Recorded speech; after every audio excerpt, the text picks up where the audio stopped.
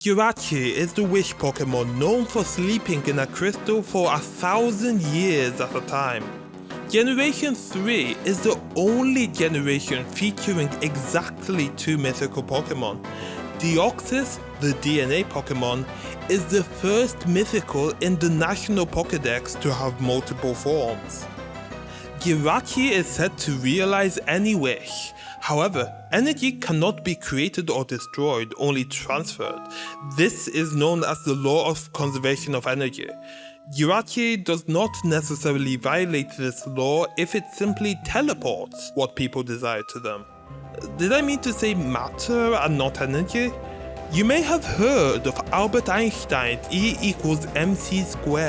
This equation describes mass-energy equivalence, which is the principle that mass, technically rest mass, and energy are interchangeable. This helps explain how Metagroudon is formed from pure evil in the movie Jirachi Wishmaker, about once in 100 years. Certain stars in the Milky Way explode and release more energy than our sun may make in its 10 billion year lifespan. Perhaps Jirachi consumes the energy from 10 of these supernovae before it deems itself ready to use the energy to grant wishes. The energy from such supernovae is enough to form the particles of a carbon-based life form using nuclear fusion. You are literally stardust. That's because carbon, oxygen, nitrogen, and so forth are produced when the nuclei of lighter atoms collide with enough energy to overcome the forces keeping them apart in a process known as nuclear fusion.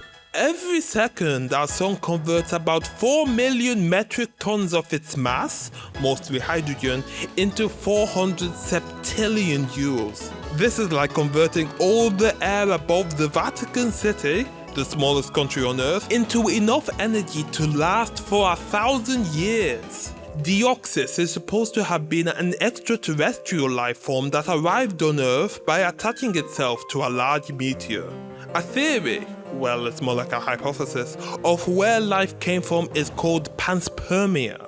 Yes, that's the name. Sperm, or spermia, comes from the Greek word for seed. For completeness, pan is Greek for all. Panspermia suggests that life exists everywhere in the universe, and that life on Earth might have started when some bacteria attached to a meteoroid and survived the impact onto Earth's surface. The hypothesis is not so credible because it doesn't answer where life came from, and there is no way to test if panspermia is true. A more widely accepted theory is pseudo-panspermia, which suggests that the building blocks of life, as opposed to life itself, came into Earth from space.